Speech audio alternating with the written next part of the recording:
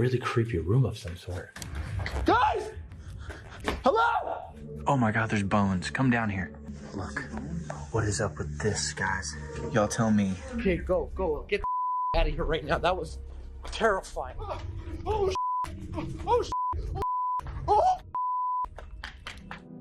Alex and Cole, two YouTubers from the channel SPRT72, uploaded a video in January 2023 called Exploring an Abandoned Mansion Deep in Kentucky Woods. Their channel is all about urban exploration, basically chasing adventure and showing the abandoned places most people forget about. In this video, they and a friend went out to explore a mansion hidden deep in the Kentucky wilderness. They parked at a gas station and continued on foot since there were no roads leading to the place. While hiking through the woods, they came across what looked like an abandoned campsite, possibly used by a homeless person, but nothing seemed off, so they just kept going. After a long walk, they finally found a path that took them to the mansion. Before going inside, they checked the area and called out to make sure they wouldn't accidentally disturb any squatters or homeless people living there. But while they were scouting around, they ended up coming across something incredibly strange. This place.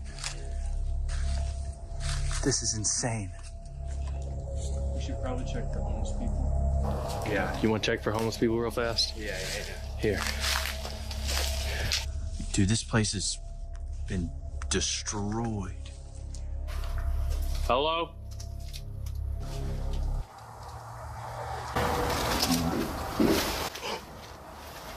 Is there anybody in here?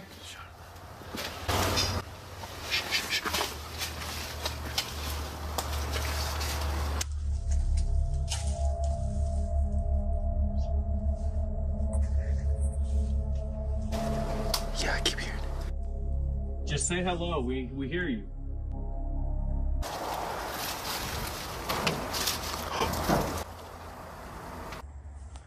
Do you want us to leave? After hearing footsteps and loud banging, the guys froze and tried to figure out where the sounds were coming from. They assumed it had to be a homeless person or a squatter staying inside the mansion. But things got even creepier when someone left a comment on their video pointing out that when the trio first looked at the window next to the door, the camera actually caught a hand gripping the window. Yet when they checked again moments later, the hand had completely disappeared.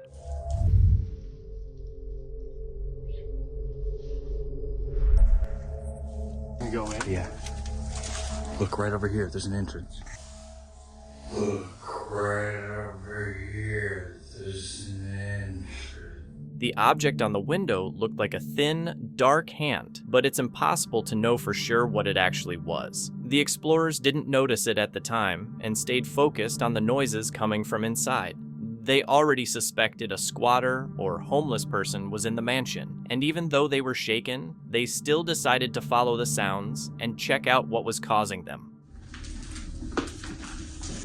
Is someone up there? I mean, why is this place abandoned? It could be a ghost or something. Yeah.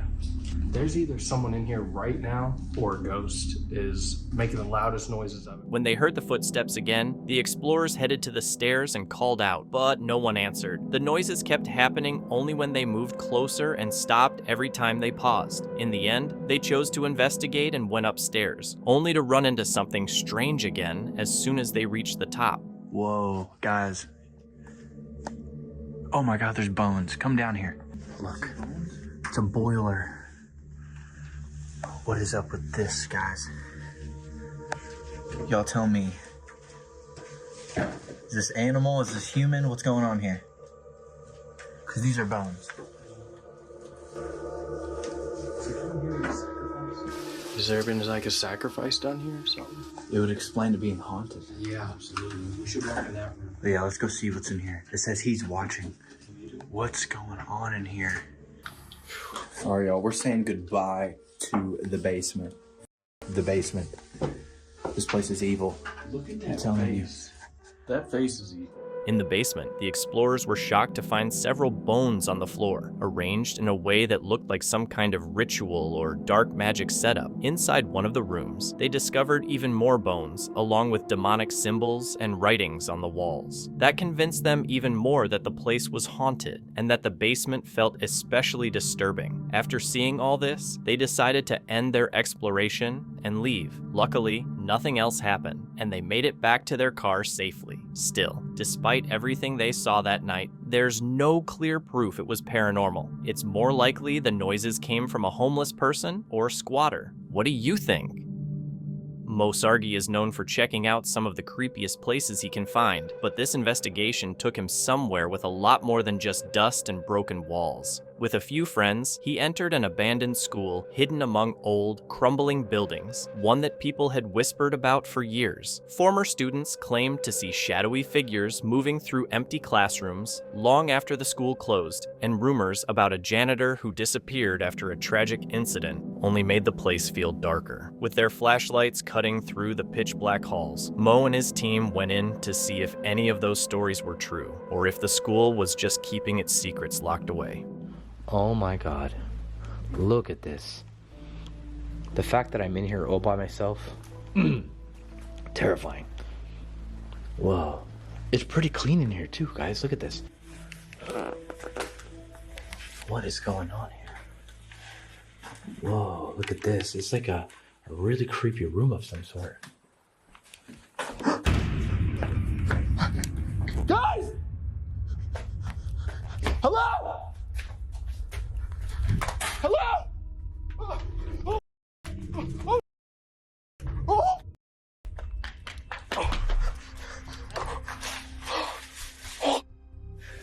What happened? Something grabbed me. Something grabbed me in there. My light shut off. I just put a brand new battery light because both my camera and my light.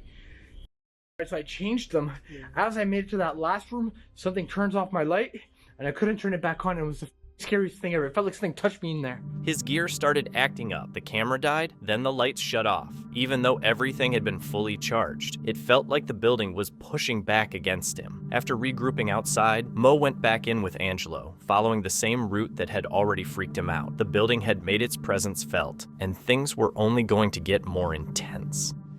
At the end of the hallway, we heard like a can. It sounded like maybe off to the right? I don't know. Some new music just dropped, so we're just listening to some new music. Okay. Yeah, right here. What is that? Are all closed, and I think they're all locked actually. How are they locked though? What the was that? What was you? No, not that. What the hell was that? It felt like the ceiling just collapsed. Really? Shh. What's going on up there? I don't know. You didn't hear that loud bang? No. I stepped on some like metal thing. No, I heard that. That was you. Yeah. But it was a loud bang. I don't know. I've been hearing all sorts of weird stuff in here. Wow, look at this. What the is that?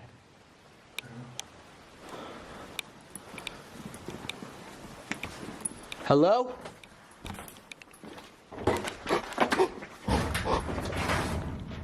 Door just closed. Door just closed. The door closed? Yeah. I don't know what. I heard something close. That wooden door. That wasn't closed. That just closed. Something really going on. A loud bang suddenly hit from somewhere above them, shaking dust from the ceiling, and neither Mo nor Angelo could explain it. Then a door slammed shut nearby, hard and deliberate, not something you could blame on old hinges or a draft. But when they checked, the room was empty. No footsteps, no movement, nothing. It felt like something unseen had been following them just outside the reach of their flashlights. They kept exploring, now almost certain the place really was haunted. Later, everyone regrouped in the room where Mo's gear had first died and tried communicating with whatever was there. Instead of clear answers, they only got broken noises and eerie, half-formed words that made things even creepier. They kept asking questions, not realizing the school still had one last, even worse moment in store for them. Can you make yourself known, my guy? Is it weird that I just got so...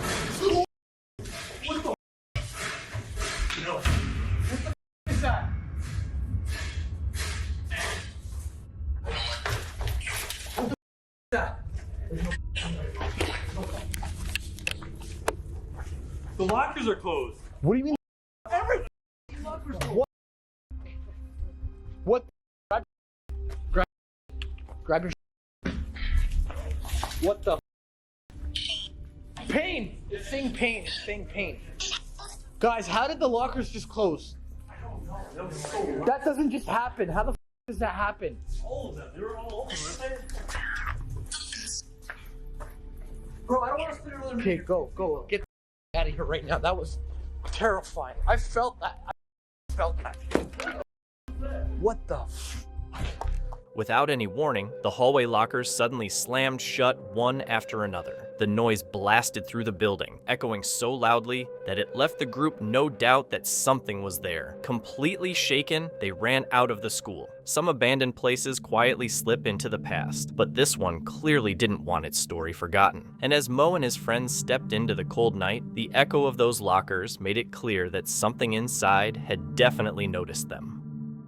This clip comes from the channel Vacant Haven. Alex, who runs the channel, is usually known for calm, quiet, urban exploration videos, but this Halloween episode was completely different. He and his friends, Ed, Ned, and Steve, planned something simple and fun. A light Halloween special filmed inside an abandoned care home at the end of a dark, narrow road. At first, they were joking around about trick-or-treating in an empty building, but everything changed the moment they reached the gate. The place instantly felt off, even though they were wearing silly Halloween costumes. The atmosphere on the other side of the fence wasn't playful at all. It felt genuinely unsettling.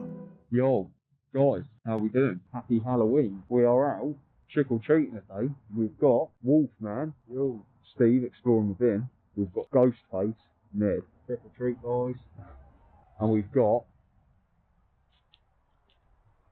Mr. Pompey. That's freaky deaky, mate. So yeah, we've all got our little tops.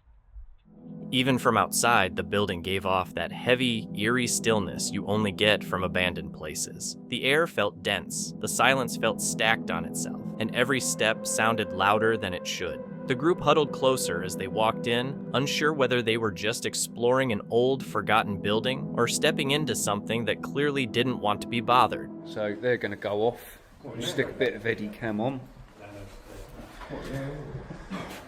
Stay safe, guys. Cars again. No, I don't keep on. Yeah, no, it is. No, look, just wait a sec. That's security. Yeah, that's security. Oh, is it? Yeah. Oh, now.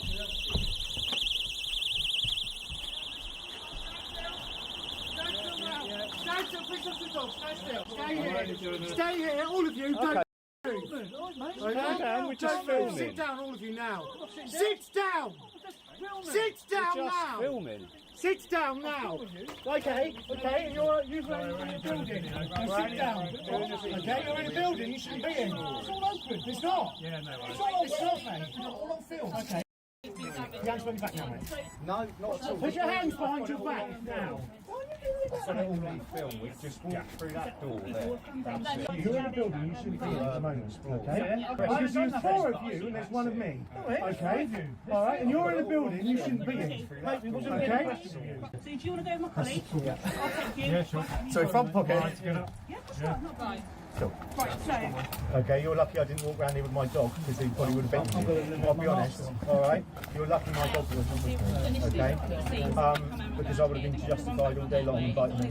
So I can take your drive. Oh yeah, you've got service tonight.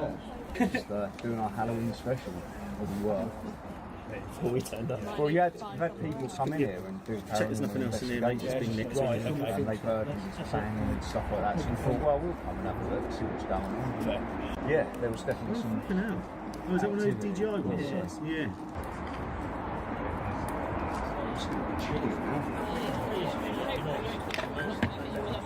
The group tried explaining that they were just filming a Halloween video, but it didn't change the situation. They had still wandered into a restricted building, and the police were treating them like suspects. The officers went through their equipment, asked a bunch of questions, and only after a while did things finally start to calm down. I'll go in a second. Shame really, because it could be quite nice. This is a really nice place. It's yeah. So you got motorway now? You got your suit on? Yeah. keeping you warm, Alex. Well, it is, yeah. But It's a morph suit. what I should have done was just wore the morph suit and stood there. They wouldn't see me, would they? Yeah, but he's got a dog. Oh, yes. You're lucky I didn't get that. We was just going out on our own to do the. Yeah, we were just going to go off. See if anything's haunted. Yeah, so we're just We're gonna then film something to try and make some money on the YouTube. Honestly, is there? Yeah. On there. Have you? I'm not saying that we'll go out and film them. If there is, let the horse holes rest. It's a I'm care with you home. on that, yeah. I've done one in an old other place, frightened me to death. I said, is anyone there? It went bang. If it's your car, do not move until we're It's his car. It's my car. Yeah. Put a stinger under your car. What? Stinger. They got the drones, the stingers. You got a chewing gum, mate? No, mate. You want a fisherman's friend? Yeah, I'll have a fisherman's friend. see someone going into somewhere that shouldn't be in. I've never been so frightened in my life. Yeah. Yeah, this is how we get in. Just literally round the gate. Because we went over the difficult way over there. No, I went over this bit. No. Watch yourself, you alright? Do you want a hand, you alright? No, all good, Okay. thank you very much.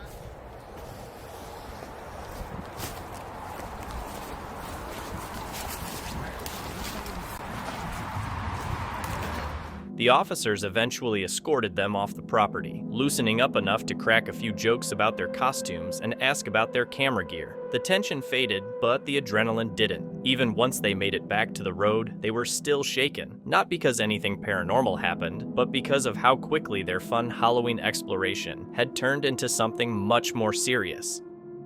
The footage was posted on Jacob Gates' YouTube channel in November 2025. In it, Jacob explores a rundown, sketchy neighborhood and enters an abandoned house. At first, everything seems normal as he films himself checking out the place. But once he gets to the top floor, he hears faint noises coming from a dark part of the building. He slowly moves toward the sound with his flashlight until he walks into a room and discovers something incredibly disturbing. Alright, I can't jump out over there, but there's a little bedroom. Right here seems to be another bedroom. There's some scaffolding right there that could be an entrance out or entrance in. That's pretty cool.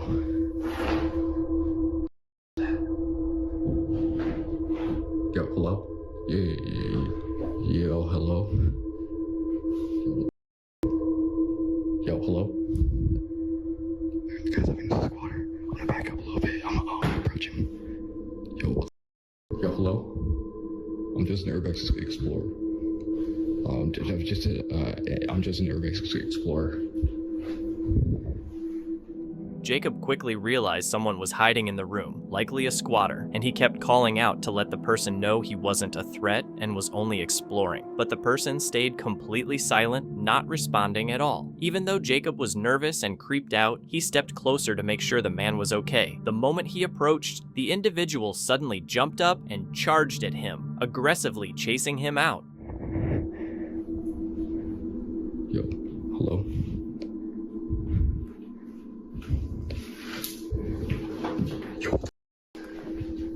Yo, hello? Yo, bro.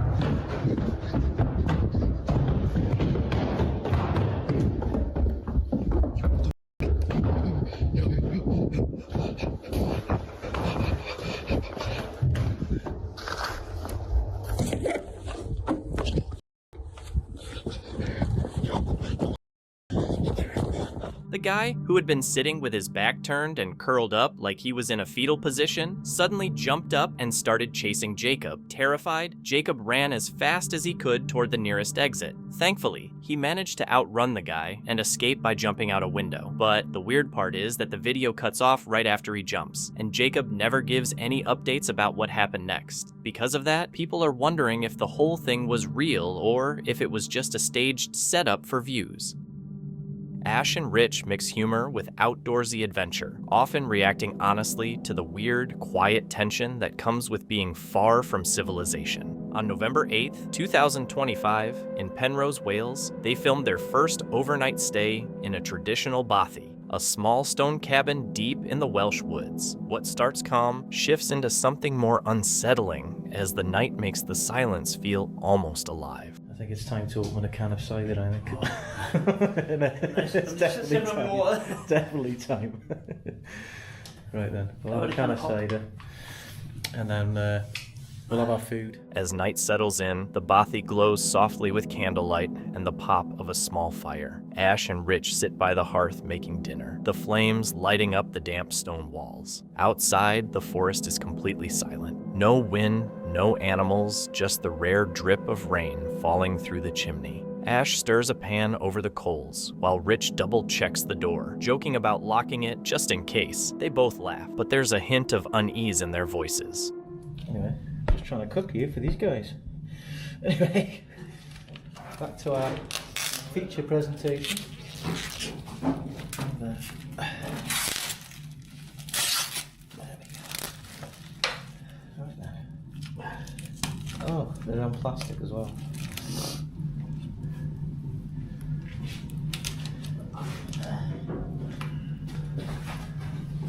Well, we finally got there. They're about done. Right, we're just gonna have a sausage sandwich for now. I'm gonna have bacon and egg later. Right, let's plate this up. One for each.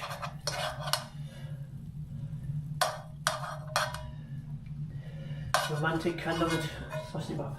Oh, bit of sausage for two. The fire snaps loudly, and both of them fall quiet. Then, out of nowhere, a sharp knock comes from somewhere inside the bothy. They stop mid-sentence, completely still. The knock sounds again, clear, hollow, and impossible to mistake. Ash sets the pan down while Rich checks the door and the walls, but no one is there. Oh, another bit of pallet? Yeah, man. And you felt like someone was behind you? Yeah. Come shit back in. Look, he's actually shocked. You don't see Rich shocked like that normally. When he was outside, he felt like someone I saw someone was... come behind me walking and like... What? Come back, shit back in. I wish I had the reaction when he first come in, because he's generally shocked. Generally scared then, wouldn't you? You go to me as well. Just stay in, just chill out. No one out there though, is there? No. I was like on the path, like... I Oh yeah, heard the footsteps. Yeah, like that. There's no one there. Wow. In the mud, like in the... Oh, walking in the mud, obviously. It's wet, isn't it? May have been an animal, may have been. Could have been a fox or something. Yeah. I could find it first time. Does it sound like human footsteps or...? Like free long.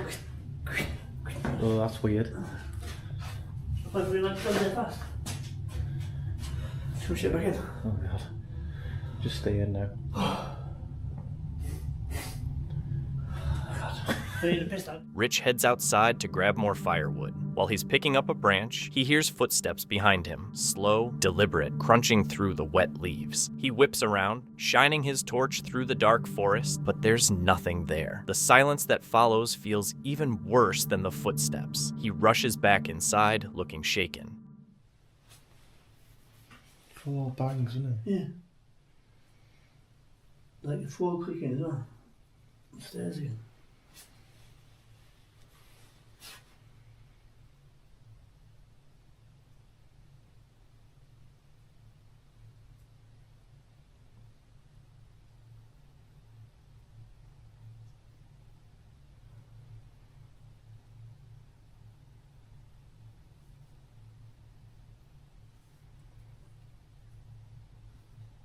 We'll do it now. Stop now. As the night grows darker, 4 loud bangs suddenly slam through the cabin, the noise bouncing off the stone walls. Ash and Rich whisper to each other, trying to figure out where it came from. Then a light creaking starts overhead, like footsteps slowly moving across the beams above them.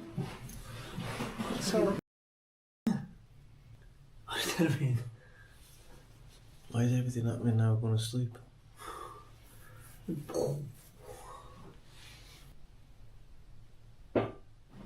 Oh my god.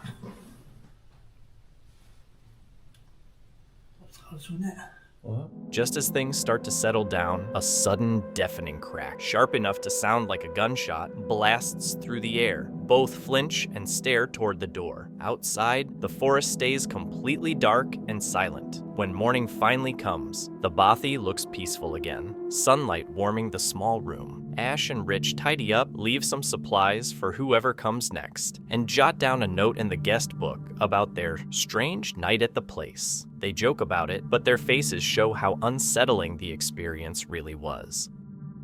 The video is from Uncharted Expeditions, a U.S. urban exploration channel that investigates abandoned industrial sites, restricted buildings, and risky areas nationwide. Their approach combines cinematic visuals with unfiltered tension, often highlighting the real dangers in neglected places. On June 26, 2021, in the southern U.S., the team explored an abandoned incinerator in a gang-controlled area. What began as a standard exploration quickly became one of their most disturbing real-world experiences. Something grabbed me, bro. Like, look, this could fall at any second. It's just like very sketch. Like the bricks are just sitting there. But it is what it is.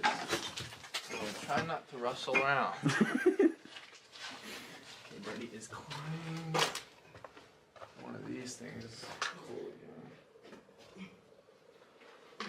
Let me see what he's doing. Did you make it? Shoes coming off.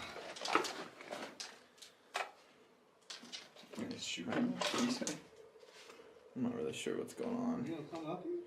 Should I? You can. Do you think you're gonna be able to? We'll grab your hand. You're gonna have to put your phone away.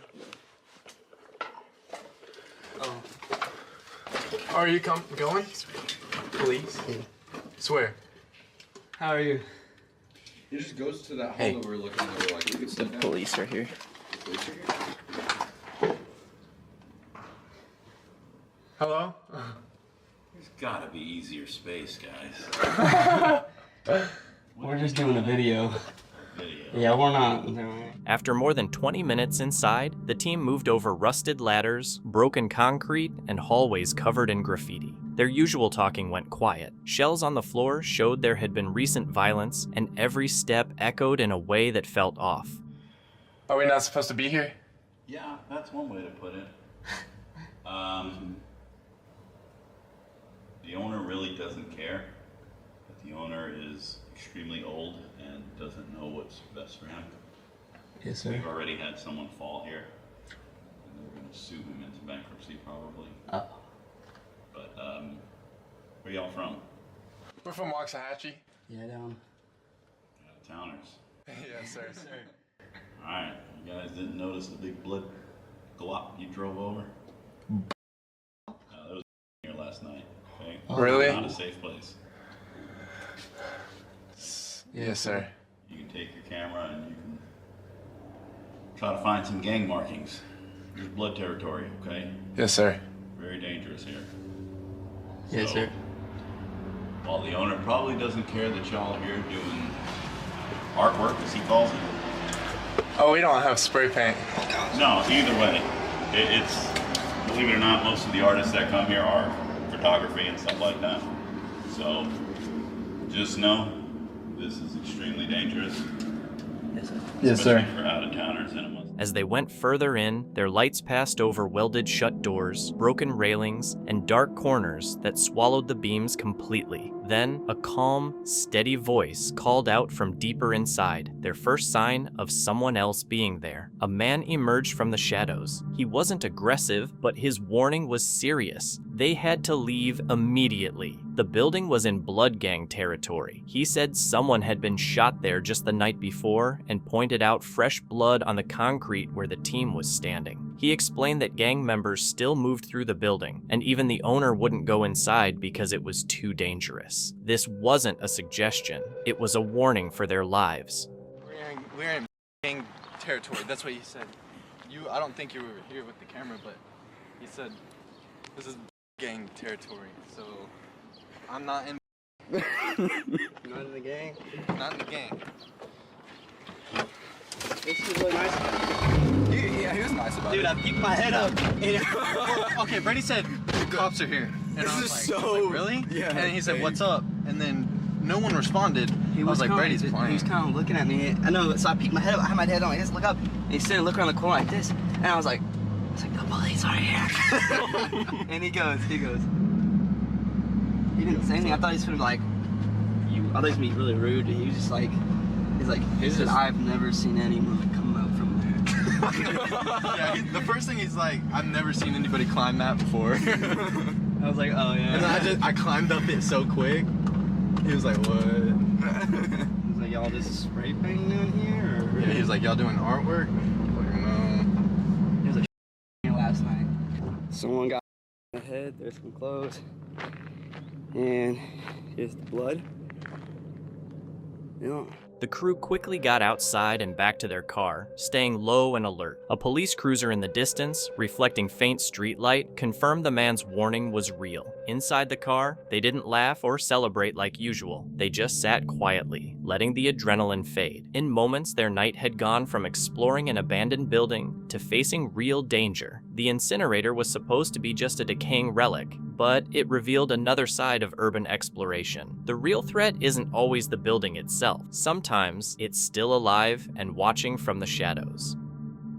This clip comes from Exploration Unknown, a channel run by John, an American explorer and paranormal investigator. His videos focus on creepy, abandoned spots across the US, from ghost towns and old asylums to remote cabins deep in the woods. This particular video was filmed on October 1st, 2019. Inside an abandoned cabin in the Great Smoky Mountains National Park. The cabin is part of a long-deserted ghost town that sat empty for nearly 30 years until restoration work began. Locals say those efforts might have disturbed something, bringing strange activity back to the area. Here at this cabin, if you look, you can kind of see in the dark some other cabins, one there next to us. I'm going here. This, I think, is one of my favorite cabins. Look at that fireplace. And just look at the full-on wooden interior. There's an old bed, like a cot bed.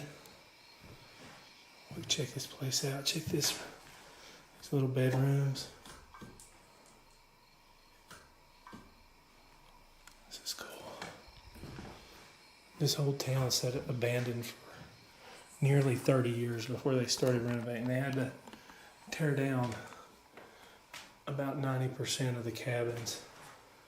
They're able to try to save some of them. This would have been just so much fun to live in. John starts his exploration while it's still daylight, moving past the remains of old wooden cabins scattered along the forest path. Most of them are falling apart, covered in moss and rot, but a few are still standing. Inside one cabin, he spots a rusty bed frame and pieces of broken furniture buried under layers of dust. The whole place smells like decay, and bats shuffle around somewhere up in the rafters. You can touch the green light or use this device in my hand to communicate with us. If you can touch my green light, it'll let me know that you're here.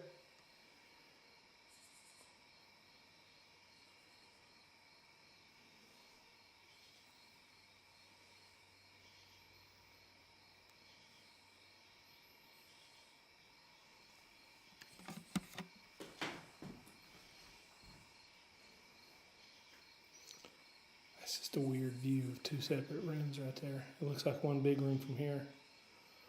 If you look over, you see the wall that divides them. I think my light's dying.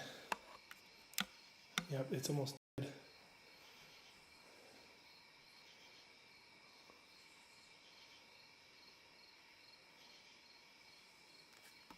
says clockwise.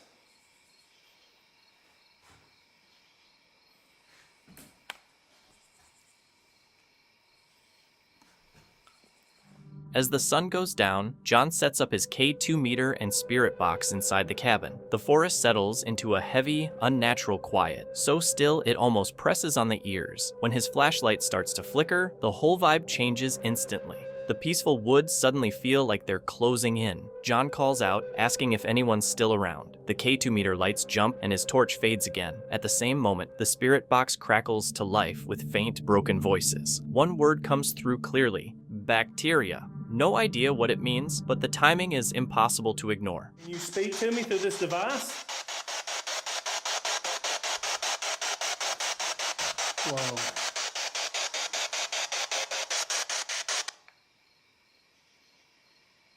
Did you just make that noise?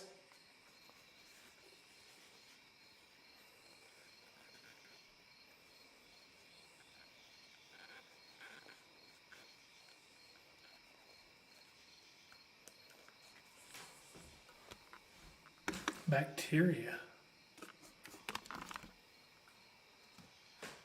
Do you have some issue with bacteria?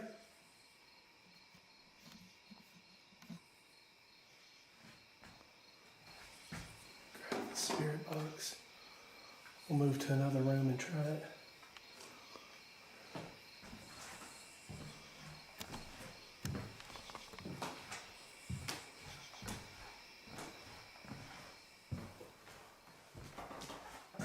A few moments later, light knocking starts echoing through the cabin. Then come slow, deliberate footsteps moving from room to room. After that, a low dragging sound rolls across the floor, like something heavy being pulled. John freezes in place, his flashlight shaking in his hand. Are you upset that I slammed your door earlier?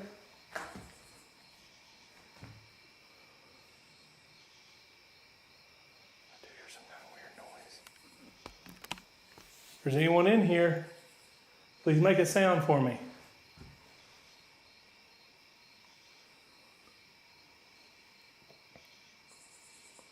I'm going to knock 3 times. If you can, knock back. I heard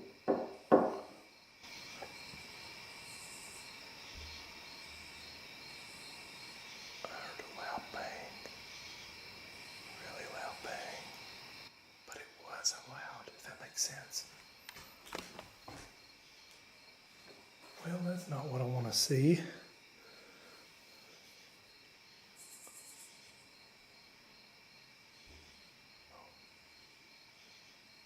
something in here.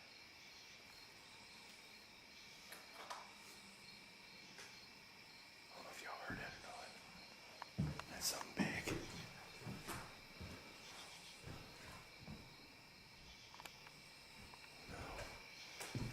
Is there a bear?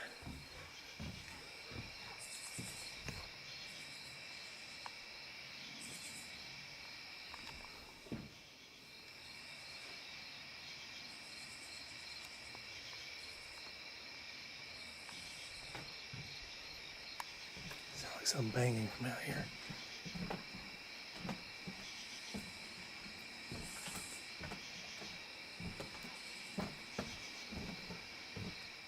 Out of nowhere, a door slams shut right behind him, the sound echoing out into the trees. He bolts toward the porch, but nothing is waiting outside, just darkness. The camera shakes as he whispers that something or someone is moving around the cabin. Oh my God, something's underneath the cabin. Oh my God, something's underneath the cabin. Hi.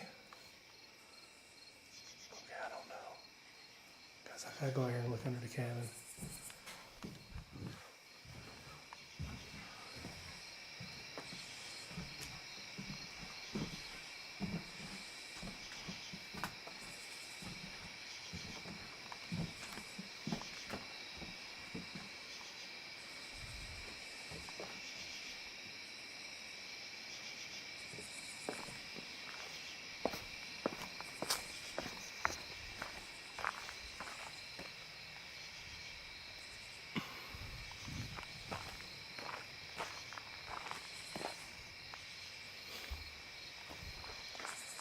The noises change direction again, now coming from under the floorboards. Deep scraping sounds and heavy thuds shake the cabin, almost like something is moving around beneath it. He tries to brush it off as an animal, but the weight and rhythm of the sounds keep him frozen where he stands.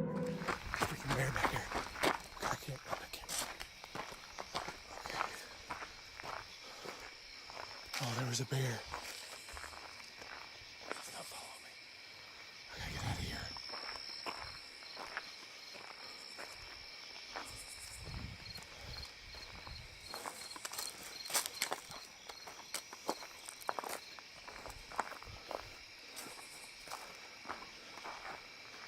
I think I might have spooked it. Guys, I hope I got that on camera. He was far off there, but he looked right at me. When John finally points his flashlight out into the darkness past the porch, he spots a pair of glowing eyes staring back at him. The figure shifts and steps forward, a bear pacing just a few meters away. Realizing how serious things could get, he quickly backs away and decides to end the investigation, getting out of there fast. Later on, John explains that the noises and the slamming door were most likely the bear circling the cabin. Even with a logical explanation, the whole experience still stands out as one of his most unsettling moments. Ray, from La Ruta Oculta, returned to the old municipal cemetery in Chile, but this time he brought 2 friends after viewers insisted he shouldn't go there alone anymore. The night was freezing, the air felt heavy, and the cemetery was strangely silent, even though it was a festive season when they expected to hear people nearby. Instead, the quiet settled over the graves like a warning. The group split up to explore more quickly, and Ray went ahead, his flashlight barely piercing the darkness between the tombs.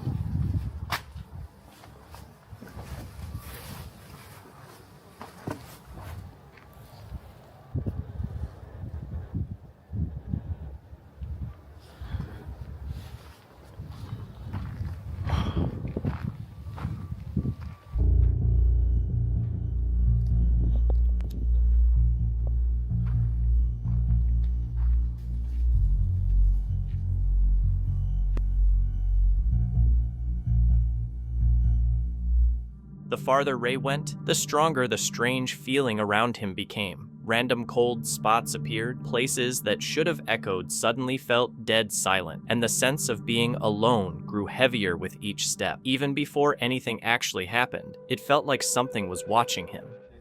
¿Qué pasó?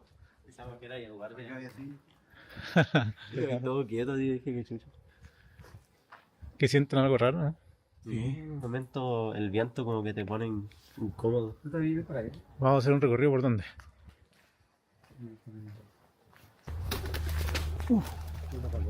Mierda, man.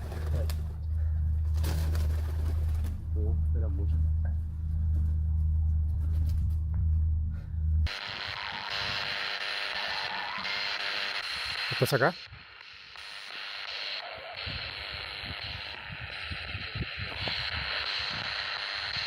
Te puede morir.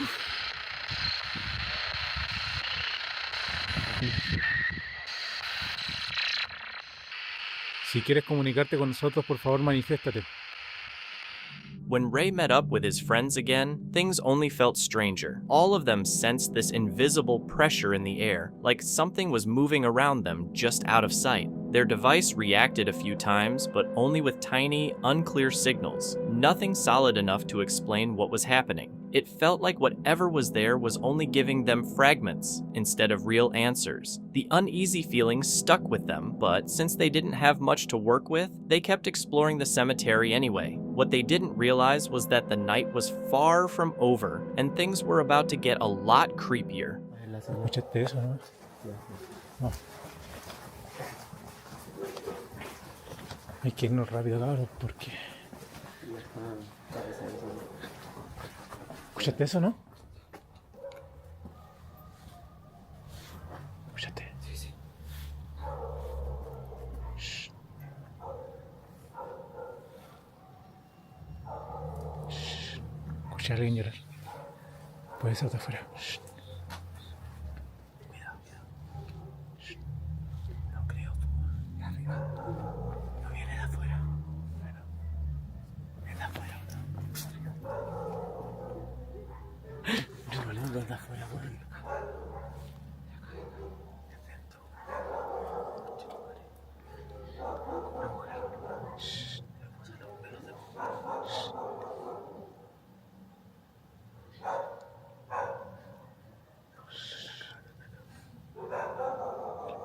El perro está muy inquieto.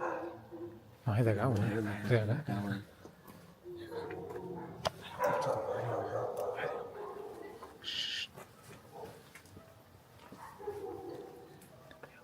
A sound echoed from the darkness, definitely not an animal or the wind. It was a cry, thin, human, and impossible to mistake. All 3 of them heard it and instantly froze. Even the dogs outside started getting agitated. Then the cry came again, louder and clearer this time, as if it was coming from somewhere between the tombs. Hay alguien ahí, weón.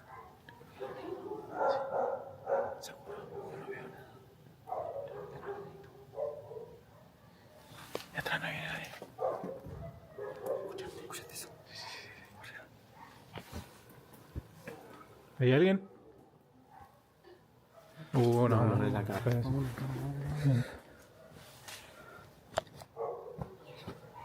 Pues.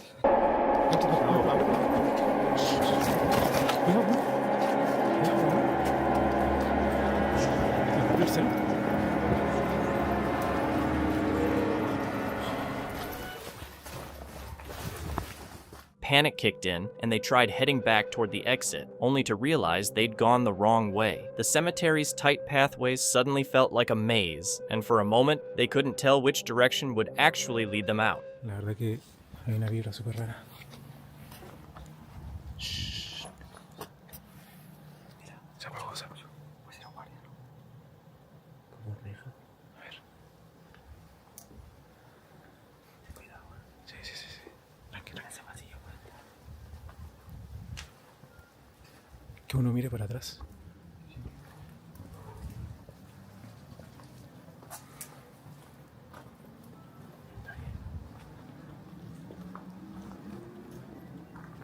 Hay alguien ahí. Pícale. Corre. Hay alguien ahí, ¿no? ¿Viste, no? No, esconde. Bueno, tenemos que salir. No voy a ir, man.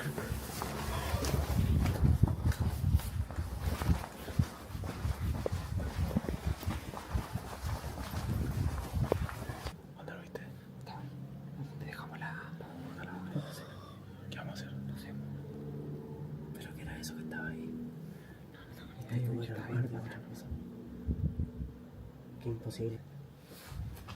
When they finally looped back around, they saw a faint figure in the distance. It appeared so suddenly and felt so out of place that their instincts instantly told them to run. As they sprinted, the cemetery seemed to close in around them, lights flickering, echoes chasing their footsteps, the cold hitting harder with every stride. They only relaxed once they made it to the outer gate. But even then, one question stuck with them. Who was that person? Someone lost? Someone visiting a grave? Or someone who really shouldn't have been there at all? What do you think they ran into in that darkness?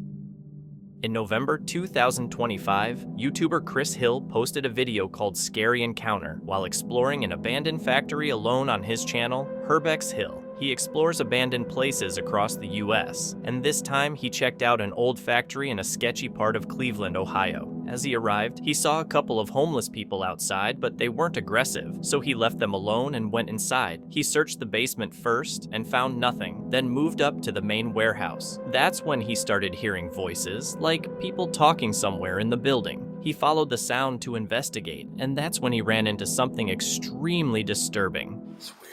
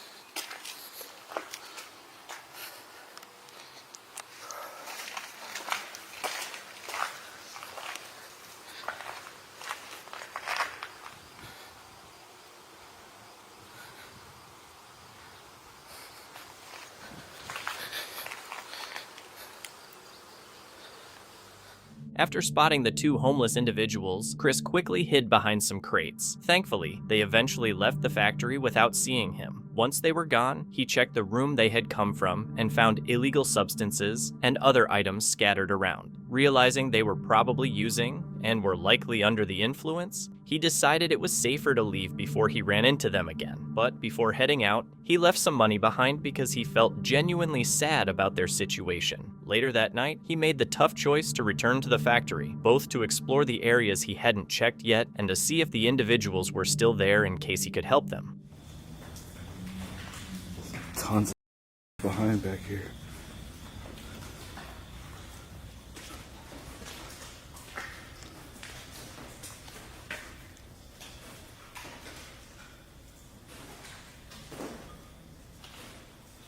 There's a lot of noise back here too. Whoa, that looks crazy over there.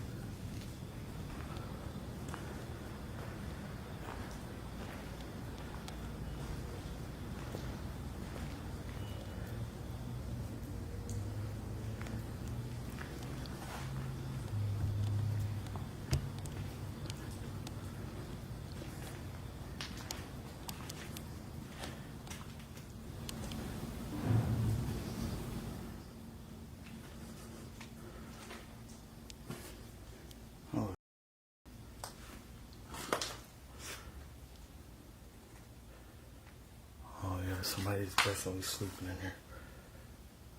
Look at that. When Chris found a bed in one of the rooms, he figured the people he'd seen earlier might still be inside and might even live there. Then a loud bang came from down the hallway, confirming someone was definitely still in the building. Even though it freaked him out, he chose not to leave. Instead, he followed the sound and went to check it out, knowing there could be someone waiting there.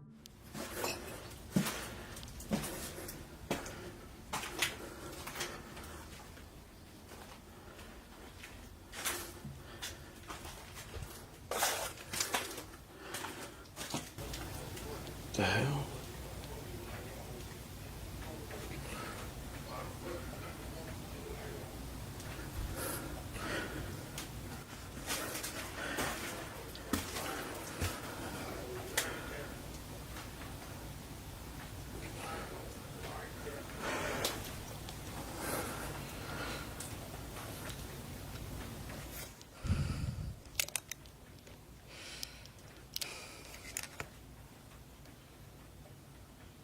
There's a homeless person in there.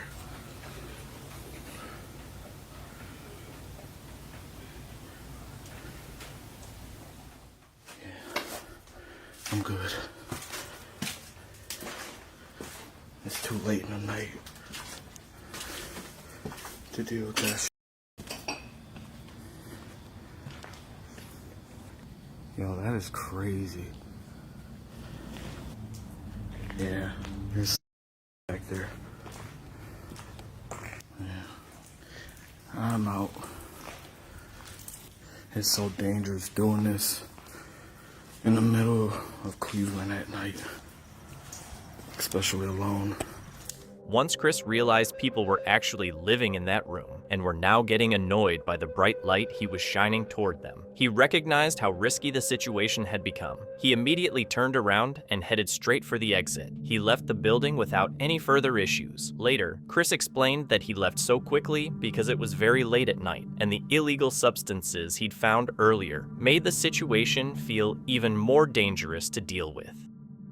A shocking clip of the night comes from Dave Explores, a US-based YouTube channel run by Dave, an outdoor adventurer who films abandoned mines, ghost towns, and long-forgotten industrial sites across America. His videos mix history, risk, and atmosphere, often recorded deep in remote mountains or forested canyons where the isolation adds its own tension. On October 13th, 2024, while exploring the Mountain Boy mine area in Idaho, what began as a routine day of exploring quickly took an unsettling turn.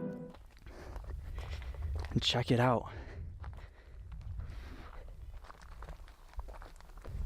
Interestingly, here's a trail that goes to the cabin. That's how you know it gets visitors. Or maybe it's just a game trail.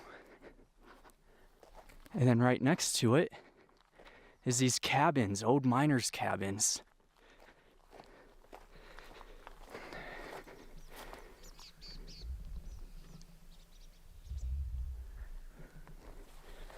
There's just 2 individual rooms. Not anything inside of them. They're definitely weathered away. Let's go back to the mine. Looking back at the main mine, what's interesting is when you look up this mountain, I'm not sure if you could see it or not, but right here is waste rock. It's kind of difficult to see with all the smoke, but that means there's an adit up there. It doesn't look like a significant amount of waste rock, but definitely more than just a testing pit.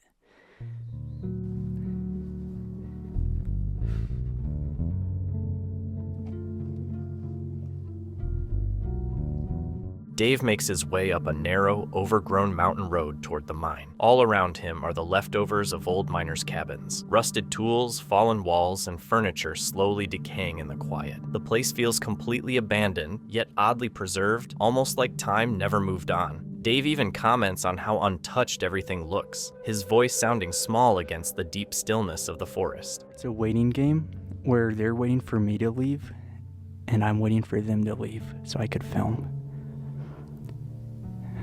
Both on public land, both have the same idea, let's go explore some abandoned mines, but just waiting it out.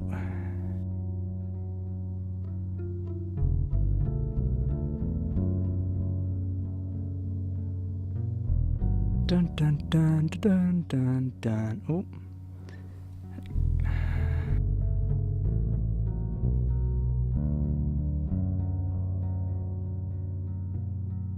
While Dave is setting up his camera gear, a faint engine noise breaks the silence. At first, it's far away, but it steadily gets closer, echoing up the mountain road. He looks up and notices a vehicle coming toward him. Surprising, considering how remote the area is. The car stops near the same group of cabins, just out of sight. Then the engine shuts off, and the forest falls silent again. Go check out this mine that I've been wanting to check out. They're gone.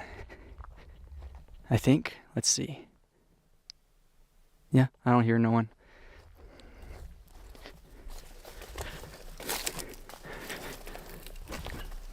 So, you got the rails. Right next to the rails, I want to see if this mine is closed or collapsed in, or what's going on with it, because we're standing at the portal. If it isn't collapsed in, it's definitely going to be a sketchy one. That's the adit. With enough work, you could dig it out and get into it. And I would trust it somewhat because of these roots. It's all rooted. There's trees above it. But that's collapsed in. It's not going to be open for a long time. As Dave continues recording, he gets more uneasy. He notices small movements in the trees, shapes drifting around the abandoned buildings. He isn't sure if they're other people or something else entirely. Staying crouched behind some brush, he quietly tells the camera that the whole situation feels wrong. The longer he waits, the more the forest sinks into a deep, unnatural quiet, swallowing every sound. I wait to get to this mine operation. There's someone ahead of me, and they happened to turn off the same forest road I needed to turn off. I was following Google Maps, and then we ended up on the same forest road. I was driving behind them, and I was just hoping, okay, take a left, take a right, because there's all these intersections we were coming up, crossroads per se. And as we were driving, the dude finally let me pass because I had a smaller vehicle. I was going faster than him. So I managed to drive up this. They were out of sight, so I kind of assumed they already arrived at whatever destination they were going to on these four-wheel trails. No, what happened was I hit the mine operation. A minute after getting there, I was getting all my video equipment ready to make a video. They pull up at the same mine operation. They start exploring the same stuff I'm exploring. And that's just what happens when two people have the same objective, you know? Both plan to check out this mine operation today. They don't own it or anything. And it was funny, though, because as I was exploring, I was kind of looking out going like, damn, is this kind of sketchy, you know? Like, what if there's some sort of, you know, it's public land, but people like to say, oh, this is private property, even though it's public. And they're thinking the same thing, because when I was up checking out those cabins, I looked down the hill and I seen the guy looking at me, kind of like concerned that he didn't want to go trespass in one of the buildings, which isn't technically trespassing. And then the moment I looked away, When he finally decides to head back, the car is still parked there, but whoever came in it is nowhere to be seen. No voices, no footsteps, nothing except the empty trail leading down the mountain. Dave later explains that the same vehicle had followed him from the highway before disappearing somewhere along the remote road. No one ever came up to him or said anything, and when he reviewed his footage later, there were no clear figures, just the unsettling sense the whole time that he was being watched. The video is from Lord Explores, a YouTube channel that focuses on abandoned places and ghost towns. He explores old military bases, hospitals, and empty neighborhoods, sharing a bit of their history while walking through broken buildings, overgrown streets, and ruined interiors. This clip was filmed on November 3rd, 2025 in Yellville, Arkansas, at a former Strategic Air Command Air Force base that is now mostly abandoned, with only a few parts being used again. Very happy that I brought long pants. I actually was in shorts when I got here, and I decided to change, which was a good idea. Ah! Oh my gosh. Whoa. Oh my goodness. Holy cow.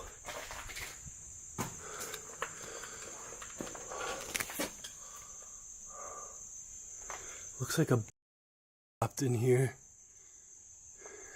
Dang. So I saved a snail. I put it on my finger. Really? Yeah, and it they Oh yeah, the snail. my finger, and then I put it on the tree over there. It's starting to rain a little harder, guys. If it's like this, I'm happy. But if it's more, damn. It's not bad right now, no. Inside the empty hospital, they move through surgery rooms and patient areas. Rusted tools, cracked tiles, and water leaking from the ceilings create an eerie, heavy feeling. The maternity ward still has bits of what it once was, showing a glimpse of the base's military past now fading away in the decay. There's a What, is, like, an sinkhole. earthquake happened? Sinkhole, dude. What the How deep it is. Look at that. Oh, hell no. Can we even put our stuff down there? Stick it in there, see what's in there. Stick it in the hole. Can barely see it. My camera won't show it. 3 at once? 3 at once. Yes. Wow.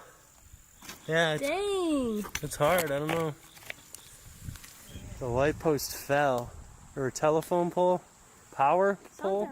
Outside, the team checks out the nearby neighborhood and finds a huge sinkhole that has taken out part of the road. The weak ground, falling buildings, and years of neglect have made the whole area truly dangerous. More of a real-world threat than anything paranormal.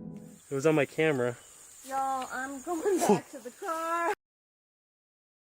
Alright, we're about to go inside here. Oh my.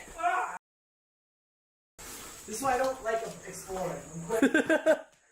Josh is having a rough time out there. But here it is. Wow. Oh my gosh, look, the chandelier's still up.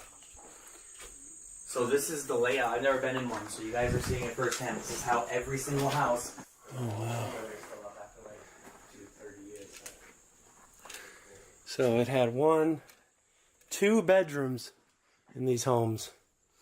Now, of course, it's pretty rough in here. There's not even furniture left. Everything's been cleared out. Yeah, so we made it to the end of the neighborhood, and there's a big fence. This is where there's a bunch of apartment buildings. No, they're not abandoned. No, there's people living in them. We had a hunch that these apartments were abandoned, but they're not. Fire hydrant. Old fire hydrant. When's the last time you think that was flushed? Like last week. Long time. Oh. Okay. Holy damn. Okay. If you're trespassing, if you take off running, I'm gonna let my dog go. No, you scared me. Yeah. Oh, there's 2 of them. We were just roaming around. Guys pulled right up. That means there were. That explains the Yeah. tire track. Oh man. Crap. Honestly, that's scared me, man. How's my heart going? Oh yeah. Bro, it worked. Yeah. I jumped up like, what is that? We're just having casual conversation. We're just like, oh my god.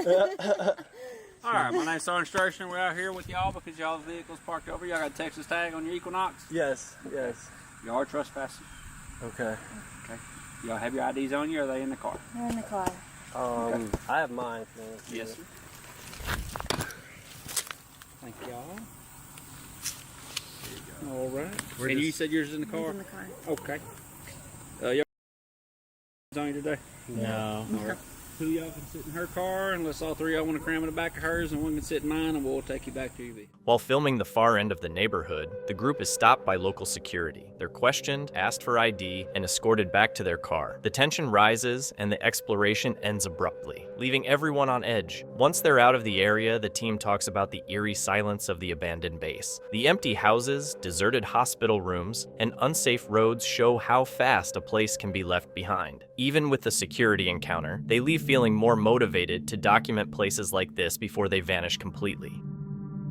The video comes from D-Dog Vlogs, a YouTube channel focused on urban exploration and late-night trips through abandoned places. The creator, Bothy, often explores with his friend Dakota, and together they bring humor, honesty, and a natural sense of unease to their adventures. Their videos aren't dramatic or over-the-top. The fear feels genuine, coming from the silence, the darkness, and the thought of what might still be hiding in these forgotten buildings. On June 12, 2022, Bothy and Dakota revisit an old hotel from the 1980s, a place left strangely untouched, almost like it was frozen halfway through renovation. Starting off this adventure in the front lobby area.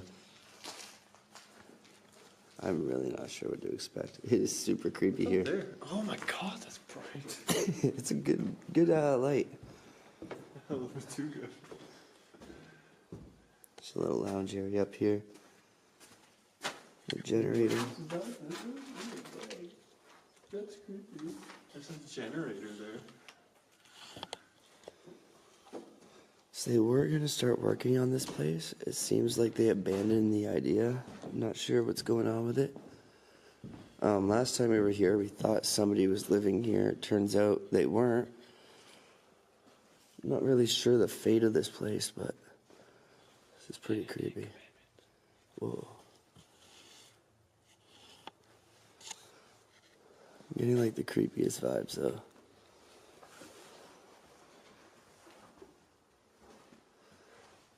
There's a truck out there. Hopefully he doesn't see us, but I'm sure he will. This is that yoga room. That's what it says on the window.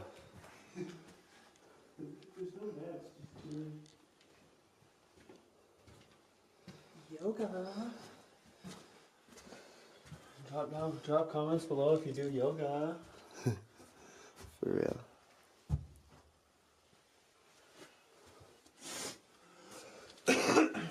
A fire panel. Whoa, it's a mess of cables. I love how you got it closed and it looks so clean, and then you open it up and it's wow. This is like girls on Instagram versus when you meet them in real life. You got a lot of stuff here. What is this? Is this Adisol too? Arriving late at night, they walk into the rundown lobby where it feels like time just froze. The air has this odd weight to it, not threatening, but definitely watchful. Old furniture, dusty decorations, and half-finished electrical panels make it clear the renovation stopped abruptly. Every hallway they explore feels heavier than the one before. Nothing dramatic happens, but the tension keeps rising on its own, as if the silence is the real threat.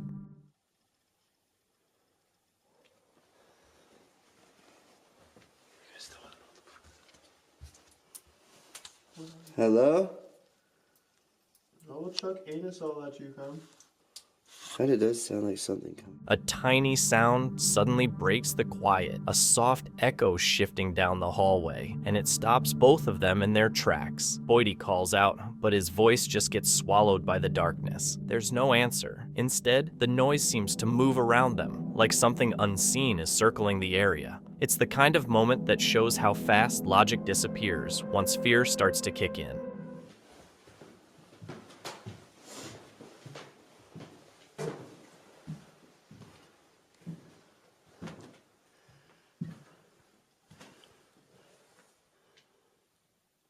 It goes down so far.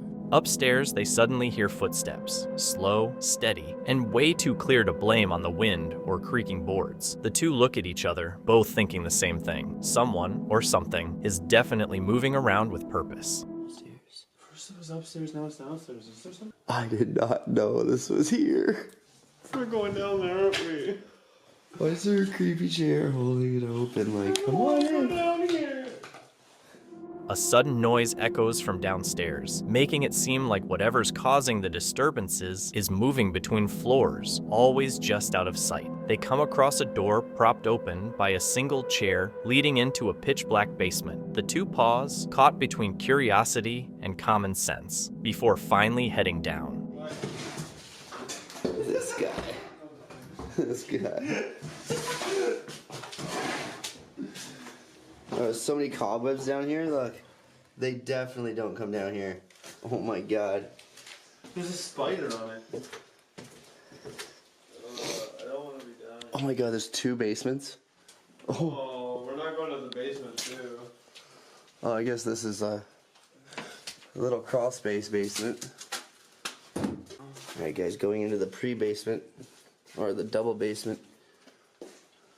Oh wow. I don't like it down here already. There's Bibles on the thing. At least it's not a short basement. Yeah, that's fair. Holy crap, dude. Wow, I did not expect it to be all this down here. What? What the What? What is even all of this? Storage? Oh my god, definitely storage, but this is crazy. Oh, I just tripped myself out. The basement feels tight and claustrophobic. Their flashlights sweep over dust, cobwebs, and old leftovers from decades ago. Bibles on tables, cardboard boxes piled up like makeshift barricades. The farther they walk in, the heavier and more suffocating the air starts to feel. It really looks like somebody's been staying What in. are those things? I don't know. But it definitely looks like somebody's been sleeping in here. There's clothes and everything. It's kind of creepy. Is that lube? Yeah. There's so many glasses in here. Dare you to take a shot? No, I'm good. I'm good. Hey, you don't want to know, I don't know what happened it is. There's a liqueur in there. There's so many glasses in here. That's creepy. Like, how many people leave without their glasses? And then you got this tripod here. Back upstairs, a locked guest room catches their eye. Looking through the window, they see clothes, glasses, and a tripod. Clear signs someone's been using the space. The realization hits hard. Someone has been here and might still be. What started as a simple return visit turns into one of DD Dog Vlog's most unsettling nights. The shifting noises, the basement beneath a basement, the signs of recent activity, everything points to the place not being nearly as abandoned as it looked. Jamie Johnstone is a UK outdoor YouTuber known for solo camping, hiking, and tough adventures across Scotland. His videos show the raw, unfiltered side of outdoor life: wild weather, steep climbs, and long nights in remote shelters. On October 30th, 2024, Jamie headed deep into the Ayrshire Alps for his first ever bothy camp at Abhain Peak Bothy, a small stone refuge hidden in the Scottish Highlands. After a rain-soaked hike through mist and bog, he reached the shelter, a simple place with an iron stove, wooden bunks, and a guest book filled with scribbled messages from past travelers. What started as a normal overnight trip quickly turned into something else. Right, so the boys are telling me apparently the bothy's haunted, so... I said, this tree was planted around the time this bothy was built in 1860, most likely by the first inhabitants of, Abyssinia. This is a rowan tree planted to keep evil spirits away. Let it continue to do this job. So it's that tree outside? Yeah. Let me video this tree outside. But then it seems to be good. That one right there? Yeah, it's pretty true. It's falling over already. Yeah, true. I'm just trying to find something in the book, but... There's just nothing. It's just about the pen, really. Oh, man, that's vile. It's so that. Is there some in here? No idea. I've read anything. No, don't. It's gonna boil. What? It's gonna boil. We know it's gonna boil. That's hot. Yeah, go on. Right, so I've been reading the. Cold, soaked, and exhausted, Jamie got a fire going to dry out his gear. While waiting for the room to warm up, he flipped through the guest book and paused at a section called Stories of a Behind Piag. One entry talked about a one-legged soldier who came to the bothy after World War I, but ran off in the middle of the night, claiming something unseen had scared him inside. The story stuck with Jamie. With the wind roaring down the chimney and rain hammering the stone walls, it was hard not to think about what that soldier might have heard. The Johnston's children who live at the Bothy Bridge, which is an hour where we parked the car, our walk, just after the First World War, are supposed to have played in the loft at Abyssinia, which even at that time lay empty. They considered the house to be haunted, but this could have been perhaps down to their imagination.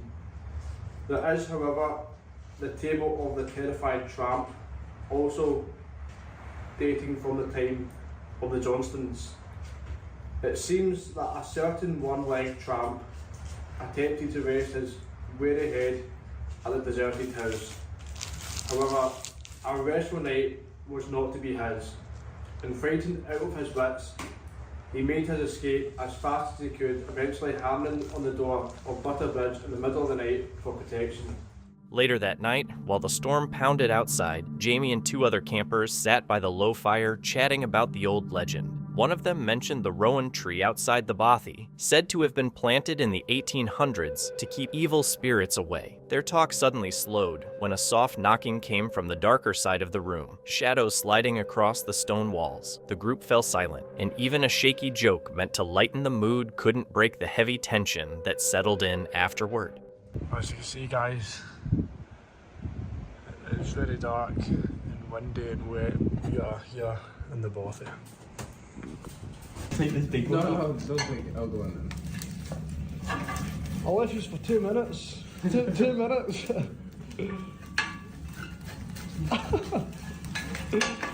By morning, the storm had cleared and the bothy felt peaceful again. Nothing outright paranormal had happened, but the heaviness from the night still lingered, something that felt older than the building itself. Jamie later realized the unease didn't come from ghosts, but from the sense of presence, the feeling that these old shelters hold the memories of everyone who's ever stayed inside them. The shocking encounter comes from Lost Adventures, a UK urban exploration channel that explores abandoned, forgotten, and restricted places across Britain and Europe. On November 7th, 2024, the Lost Adventures team, joined by the bearded explorer, visited a mysterious countryside mansion hidden deep in rural England. The place was reportedly abandoned for decades, yet oddly still had modern security systems installed. Adventure, me and the bearded explorer set out on a typically rainy day in England.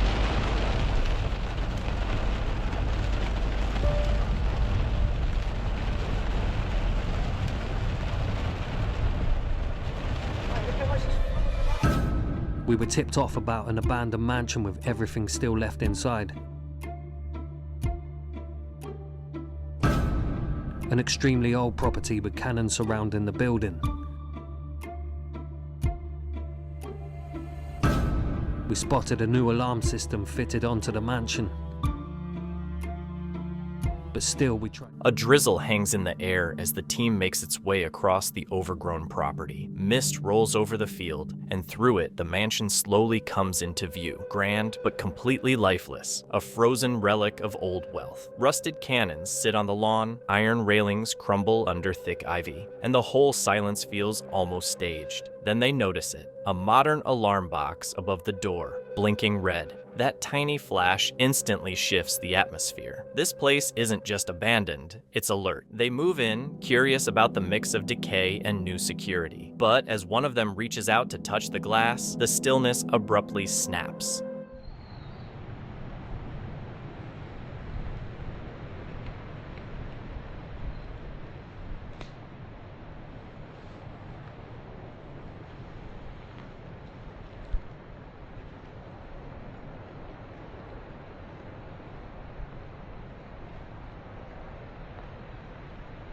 A sudden siren explodes through the rain, echoing across the property like the house itself just screamed. Everyone freezes. The alarm light flashes red against the windows, turning them a harsh crimson. In that mix of noise and flashing light, any sense of safety vanishes. Clearly, someone or something has been keeping this place active.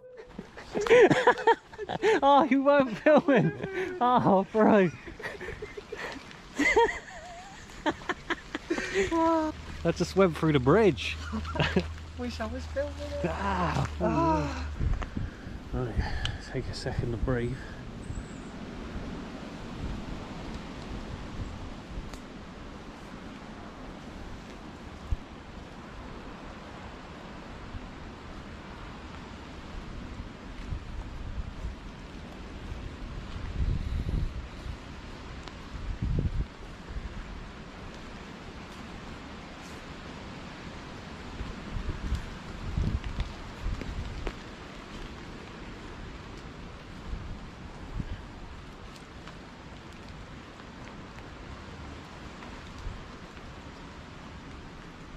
What's going on? Is that the house? This ain't even the house, bro. Is it not? I don't think so.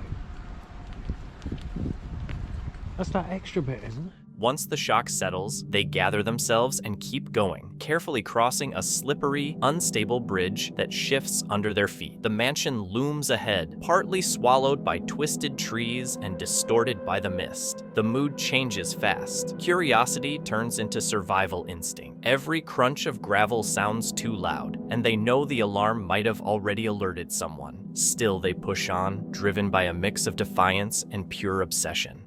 Metal bars on the windows on the inside, so this place isn't going to be easy. The only way to get a route is if we find a way to do it or make a window or another way.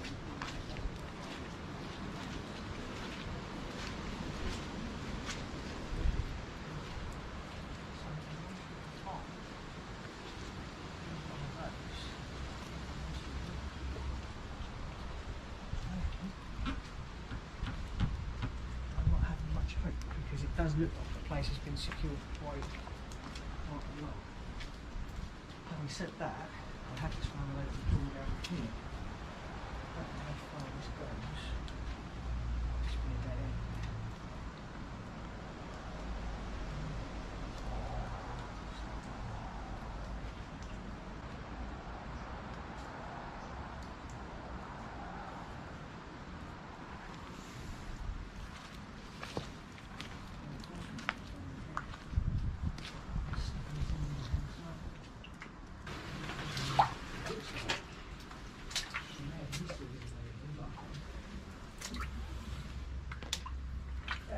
Yeah.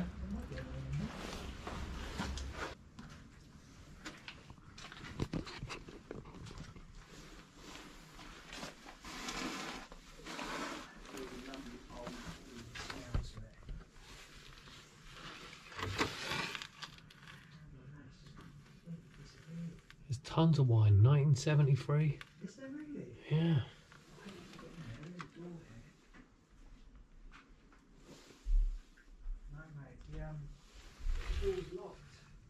Wow.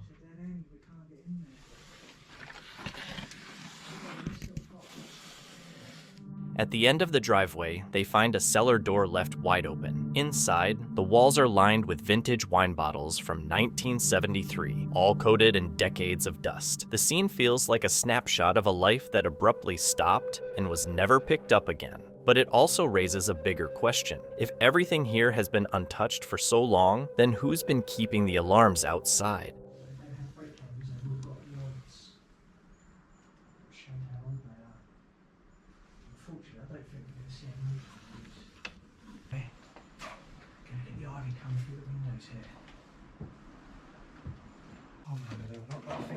Be the way in. How far does it go though, Ben? I really don't know. God, it looks terrifying, doesn't it? It does, mate. You can't get in that. Can you imagine getting in there? What if it's lower? Oh mate,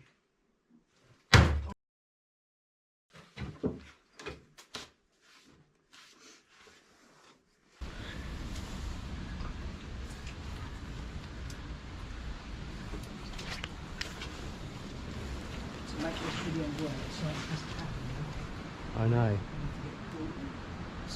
That's not good though, is it? No, I know. Let's walk back in. While looking for another way inside, they find a tight crawl space under the house. The air down there is colder, the ground is damp, and the wooden beams are cracked and splintered. It doesn't feel like an entrance at all. It feels like an invitation, and it's one they know they probably shouldn't take. Pretty much, yeah.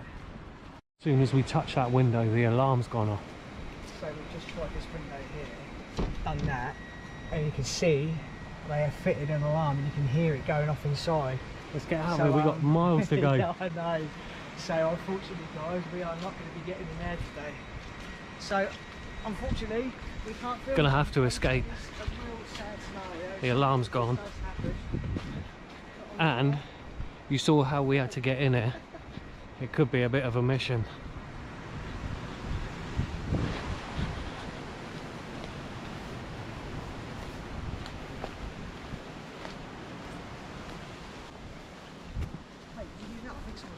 Yeah, someone's screaming. Someone's screaming. I think we need to get out of here now. Suddenly, the alarm blasts again, this time louder, faster, almost panicked. The sound rips through the trees, and then a distant human scream cuts in, sharp, quick, and swallowed by the woods. That's all it takes for panic to hit. The team bolts, slipping through wet grass and mud until the mansion fades into the fog behind them. Once outside the estate, they finally catch their breath, but the questions linger. Who triggered the alarms? Who screamed? And why did the place feel aware of them even before any noise started? Under the busy streets of Adelaide, the noise of the city disappears into a maze of drains and storm tunnels, places most people never think about, let alone walk into. But for the explorer behind Channel Omega, that's exactly the kind of adventure he wants. Teaming up with a local urban exploration group, they went underground to see if the rumored Adelaide catacombs and stories of mole people had any truth to them. What they discovered down there felt like stepping into a forgotten world. Oh, there's cockroaches in there everywhere. Look at this brick. Come down here now. What? Holy. Hang on. This looks awesome, though. Look at that. Look at that cockroach. That's huge. They're pretty big. Especially after we get stuff done. Yeah. And the back hurt, right? Yeah, I'm just gonna get my back right. And we're almost at the end. Oh god. Alright, are we ready, Brad? Yeah. There's this drainage system everywhere now. This is all underground. Look at that. So how far does it go down? Maybe 250 meters. Whoa. Stand up there. Whoa. Look out there. That's pretty cool, eh? Oh, cockroaches. Look at them. That's the bit where it gets short. This not. Oh, there's heaps of them. Yeah. Well, if you love cockroaches, this is where you come. There's heaps of them. Look. Look at that. Holy. I don't know about cockroaches. I want them away from me. Yeah, there's more drain system. Look at that. Oh. Look out, pull it down. Is that the end? Yeah. Okay. I think we're at the end. Holy crap. I've got cockroaches on me. Holy tight. I'm not going down there. Neither am I. What's down those one? Are they just more, they go down more tunnel systems? These two are the exact same, they just join up. As they went deeper, the air changed, the ceiling got lower, and the walls closed in until it felt like they were squeezing through a space meant for rushing water. Not people. Cockroaches scattered under their flashlights. Graffiti covered the concrete, and every tunnel split into more tunnels, turning Adelaide's underground into a real maze. The farther they walked, the weirder it felt. Their voices echoed back strangely, delayed, warped, almost like the tunnels were bending the sound instead of just reflecting it. The air in some spots felt heavy and still, and every so often, someone would look back, convinced they heard footsteps behind them. By the time they neared the end, the tension had really started to build. Alright, so we're at the end of the St. Peter's catacomb drainage system here in Adelaide. Very interesting spot. We're going to head back and there's actually more tunnel systems that way with a whole bunch of cool graffiti. It's really, really hot. I don't know about you guys, but it's really hot in here. So we're going to get out of here because look how low this is. Like well you've seen it as well as we've come in. We're going to get back out where we can stand up a bit better. I hate these cockroaches. We're at the corner. Alright, let's go. What happened? Something landed on me. You're scaring me now. Keep thinking looking down there looks like it's people coming. Yeah, Really see what you weird. mean. Yeah, that's weird. That looks like that. There's people moving up here, right? Nah, we're alright. That's not legal. Hello? We'll be right. Yeah, they don't want to talk. That's someone moving definitely. That's weird. Yeah. We hit this thing again. Oh, look at this. Sick. So this is every single see person that? who's ever come here. We've got Dark or Wildstar. We've got freaking. Who the hell's the mic? Okay. That is awesome. And look over there even. There's a cave clan sticker. Look at all That's what we're there. talking about. Cave clan. Oh, Cave Clan. They got the Coca-Cola. It's too bright. There's some real cool graffiti. Yeah. Look at that. There are more people over behind us. Hey? There are more people that are talking behind us. Where? Just like they're not that far behind us now. Really? Yeah. Oh, hey guys, there's people coming up behind us. We need to get out of here. They're yelling something. Oh, I heard a bottle break. Oops, they're smashing stuff. Wait, wait, wait, wait. That's about the only water we've come across in this whole drain. Dude, there's no one there.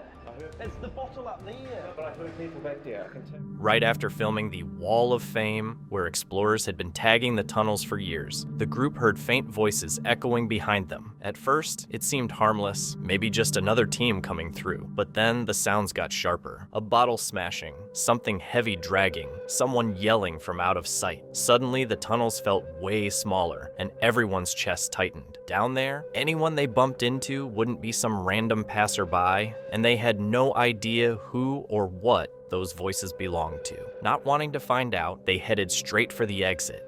Blisted out of here, but we're still in. We're gonna head out now ourselves. We've had a bit of look at all the cool graffiti and that, but yeah, we better get out of here before other up with us, because we don't know what they're doing and what their intentions are, so let's go, Brady boy. We don't want to put ourselves in any danger, but I can turn this off now. We can quite literally see a light at the end of the tunnel. Hey, we're at the end. We made it, everyone. We're okay. That is a cool. Look at the exit. It's so cool. Hey, you guys all right?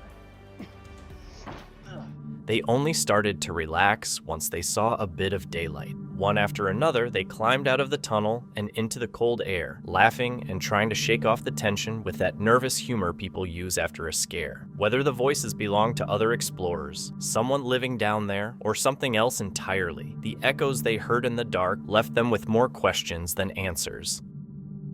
Blue Rock is a U.S. paranormal exploration channel that dives into haunted and abandoned locations across the country. Lou and his team often check out forgotten hospitals, old asylums, and rundown institutions, catching strange sounds, spirit box replies, and moments that sit right between curiosity and fear. On October 8th, 2020, Lou teamed up with fellow explorers Fluffy and Lucid to investigate the abandoned Fairfield Hills Hospital in Newtown, Connecticut, a massive psychiatric complex with a reputation that's only grown darker over the years.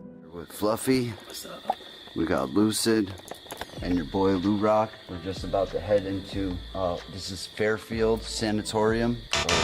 Fairfield Hills Hospital. Fairfield Hills Hospital, and we're just gonna start out with a prayer. This place is already creeping us out. We could hear noises already, like that, right behind Fluffy just now. Father, please protect us, guide us with your hands of protection. We do not come here to disrespect any spirits. We're just here to take a look around. Thank you for your understanding, love, and light. Amen. All right, guys.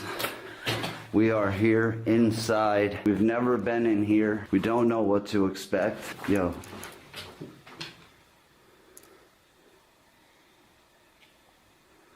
I hear something already. All right.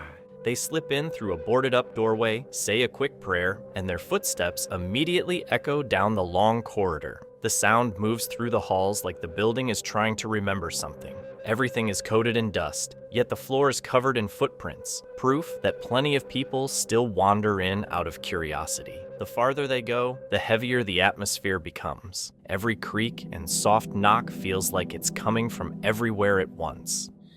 like that, right behind Fluffy just now. Father, please protect us, guide us. Lou notices long drag marks carved through the dust, ending suddenly at a doorway. The team shares uneasy glances. Nothing is moving now, but the sight sticks with them, like a moment of motion caught and frozen. 66K. This is spooky.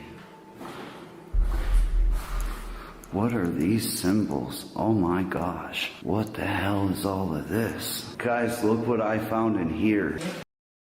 These are incantations, bro. I just heard a voice. Let's keep going up. I want to go to the top. It looks like a peace sign. I don't get all of these marks on the floor. They're drag marks. And that's exactly what this looks like, is drag marks. Upstairs, they come across strange symbols and circular markings covering the walls. Some look decades old, others look like someone recently went over them again. Whether they were made for a ritual, for art, or just as a joke, the effect is unnerving. It feels less like random graffiti and more like something intentional, like a message left for whoever happens to walk in next.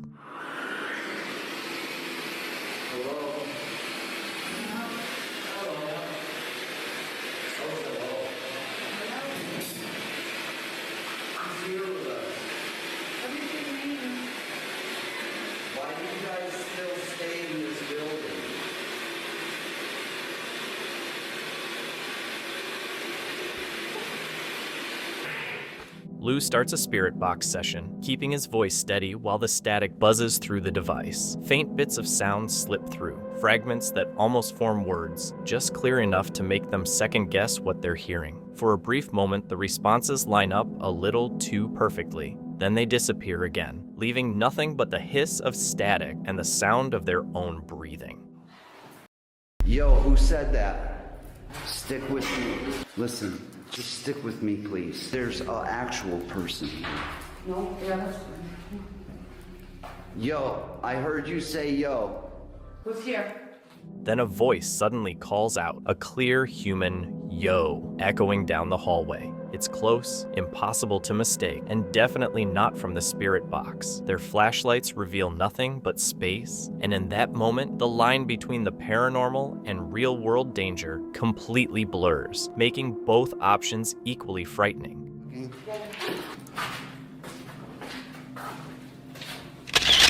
It says run. Wow, you know that feeling you said you were feeling of sweating? Well, we're in the basement, and Lou says he suddenly smells perfume, which makes no sense in the dusty air. Right after he mentions it, a soft girl's voice is heard in the dark. What the hell was that, bro? Yo, what was that? Shh.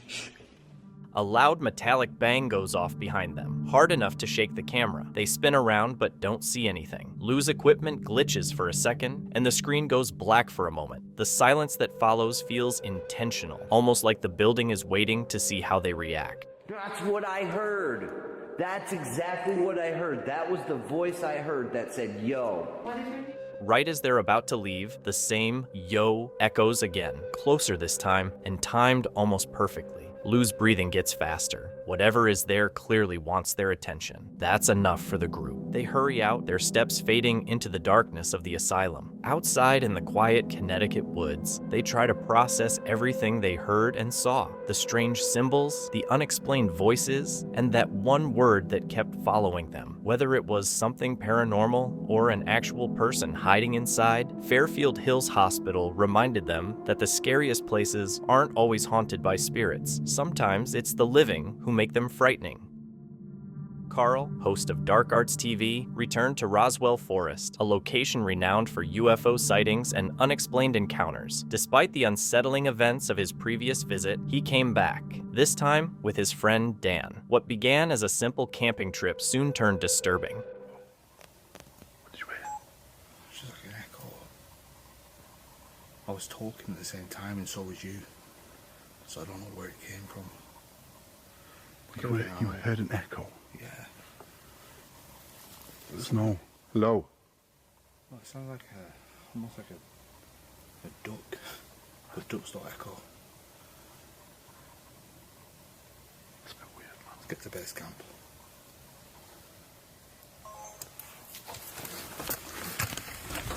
It's a little bit strange, isn't it? Alright, so just heard like some weird echo thing when we was talking. Honestly, I can convey like the feelings right now. This place is just like really unusual. That rumble. Yeah.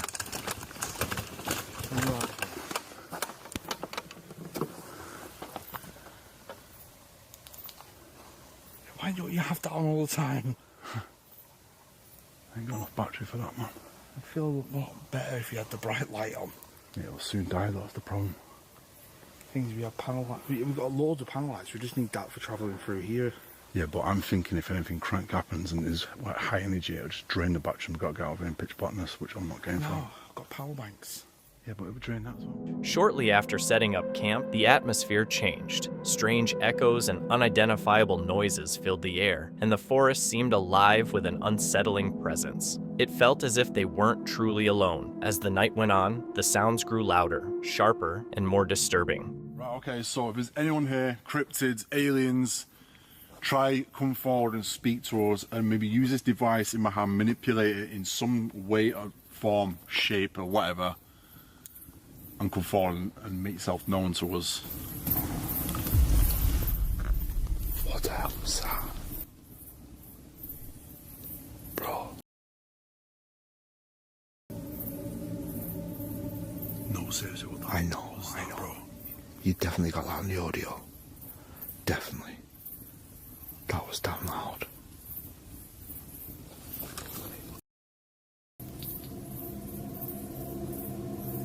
Man, I've got goosebumps. That was loud. What the hell was that?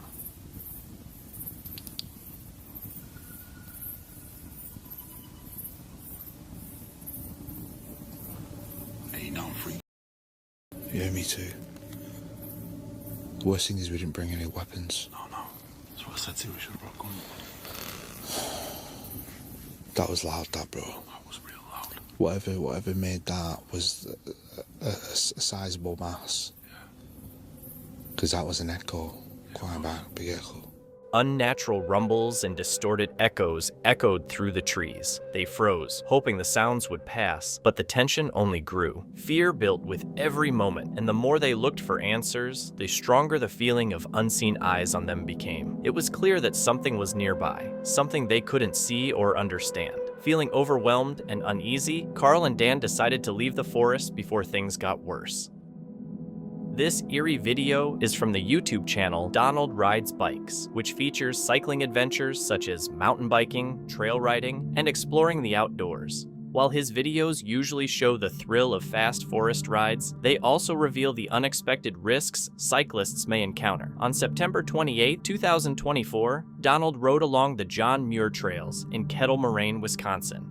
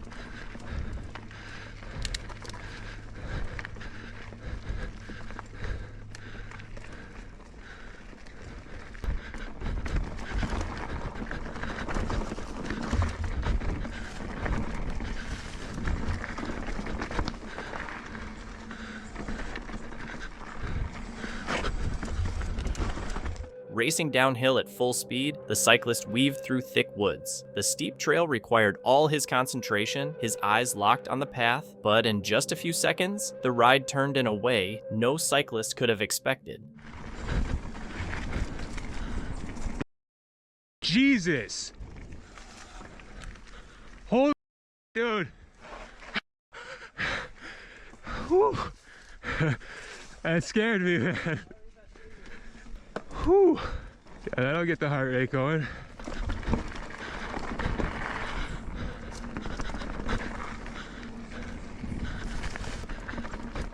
A gunshot rang out through the forest, frighteningly close. Donald froze, realizing how narrowly he had escaped danger. It seemed a hunter had probably mistaken him for an animal and fired. The shot missed, but the scare left him shaken, his heart pounding from the close call. It was a harsh reminder that even an ordinary ride can suddenly become life-threatening.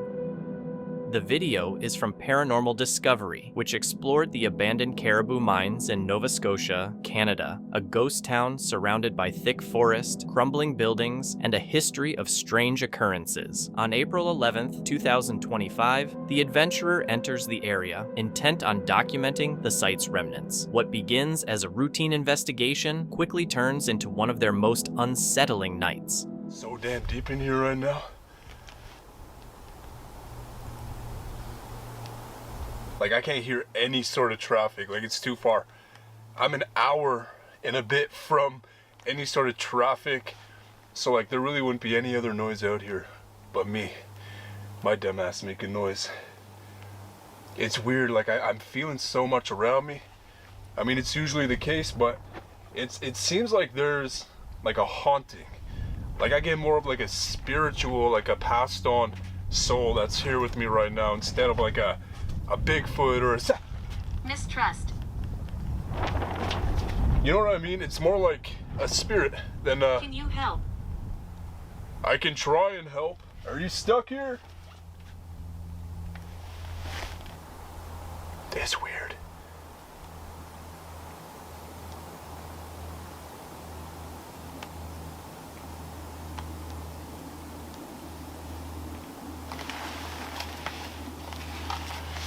I just heard like a cat. What the?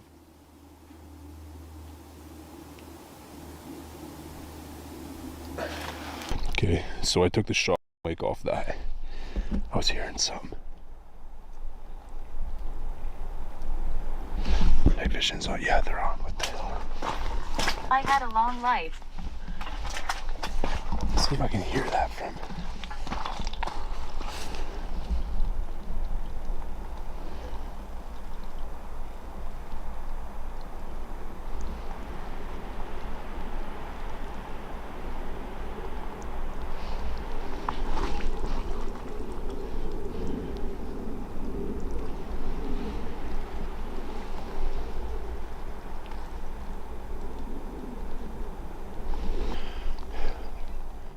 Far inside the forest near the mines, the adventurer uses night vision to survey the area. The wet ground makes starting a fire nearly impossible. Faint sounds appear to come from all around, and brief movements at the edge of vision heighten the tension as they get ready to venture further. Okay. Mirror. I just saw something right above that hill line right there. Is that a bear? I was 80. There's no way that was a bear. I just saw the body of something. It was like right over. See where the Jeep is right there? There's like a hill right there. It was right. What the?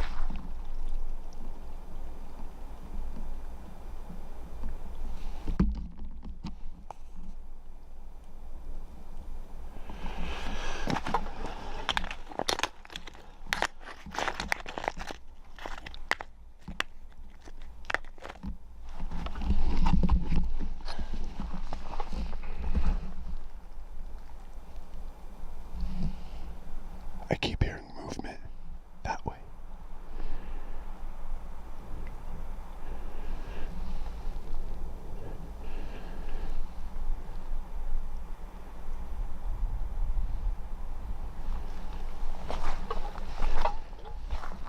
Oh,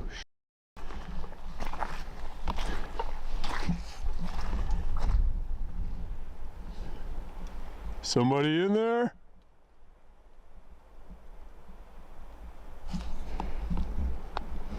Jasper.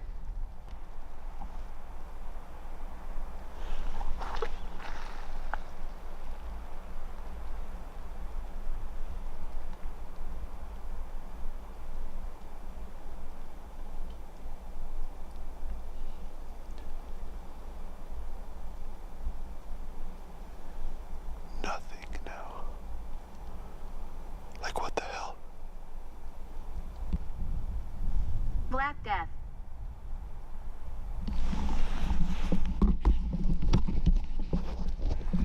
Okay. Oh! Hello?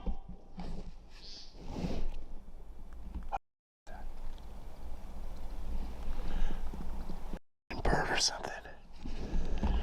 Hell. Someone just... There was like a bird that flew away from something down there. I may be in the presence of a creature now that somehow found its way to me.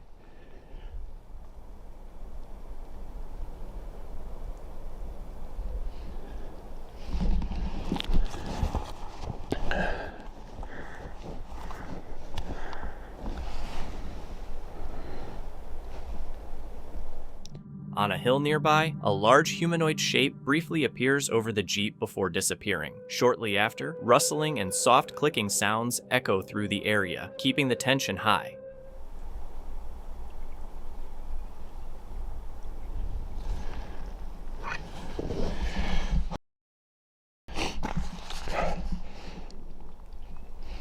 Something's out here now.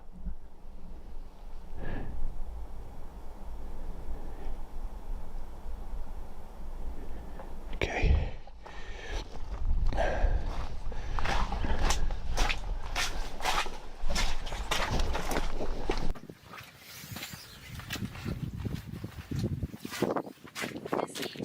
Look. We settled here. Check that out.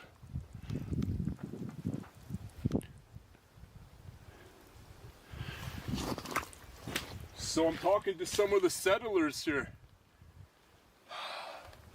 This is like insane energy right now. So what I'm gonna do is pack everything up, but we're gonna continue the video driving out of here. I just feel like I gotta pack up the camp ASAP.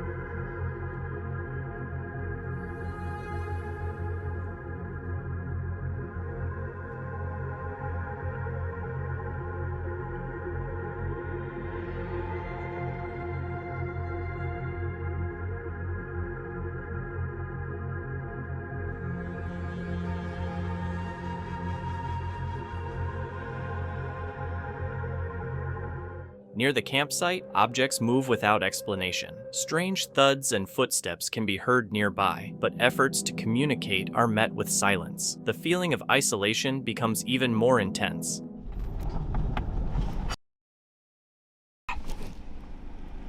Oh my. God. I just heard something outside the Jeep. Let's try Spirit Talker here. If you're in the car, can you let me know?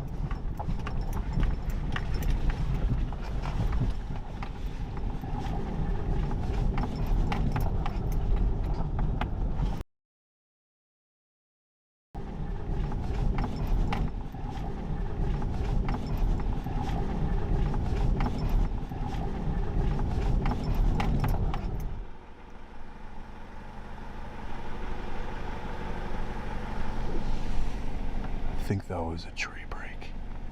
Something just broke a tree in there, I swear. Definitely came from out the window.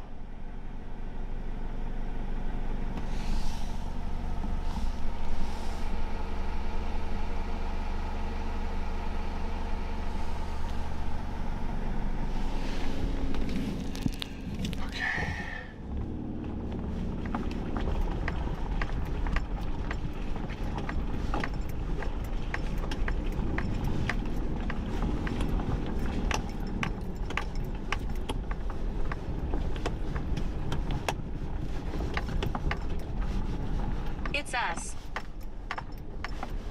Who is us?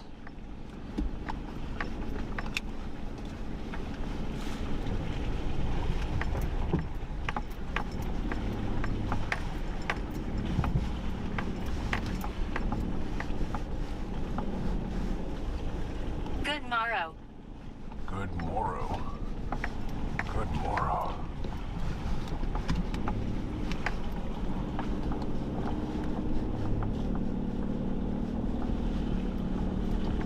I am trying to be as still as I can right now.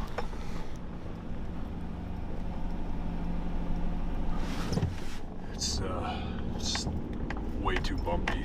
Battle here.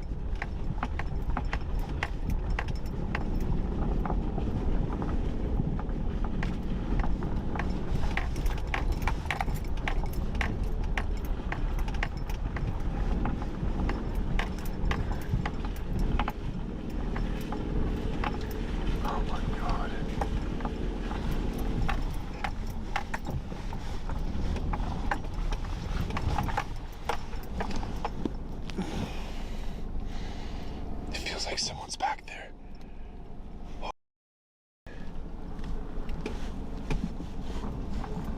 Message. Okay, you got a message? The Jeep draws attention as tapping and thudding sounds hit its frame. Disembodied voices cut through the quiet, uttering broken words, while nothing visible appears.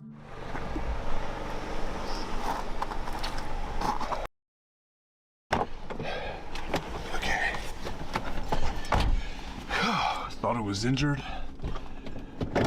Screw it, no more stops.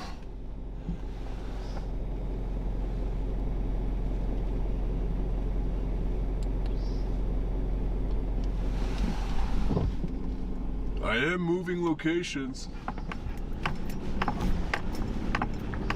Why do you want me to move locations? This is a duck again, right on the side. Keeps flying away.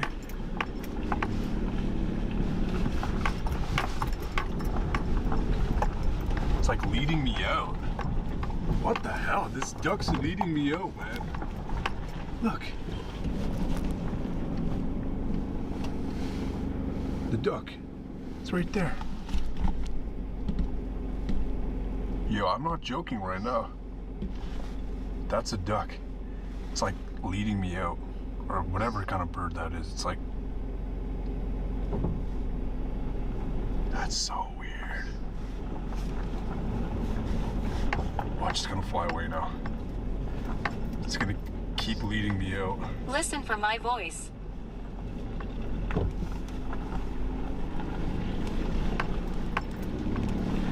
That's so weird. I've never had that happen to me before. Like literally a bird or something, like just guiding me out. Okay, I will listen for your voice.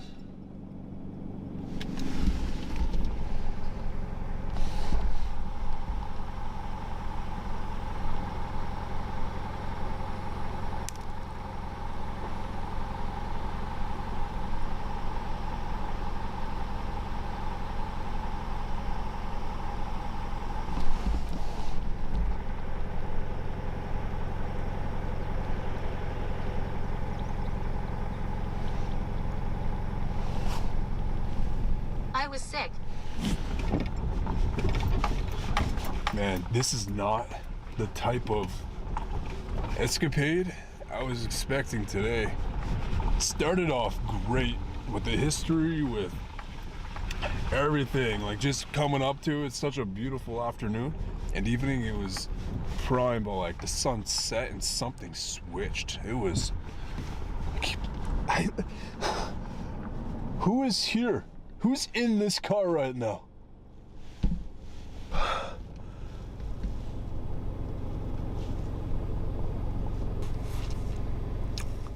A bird keeps appearing, seemingly guiding the adventurer through the forest, who follows it carefully in the darkness. The tense atmosphere persists until the path finally clears and the encounter concludes. After leaving Caribou Mines, the adventurer reflects on the experience, recognizing the dangers of exploring alone and the importance of returning better prepared, possibly with a team.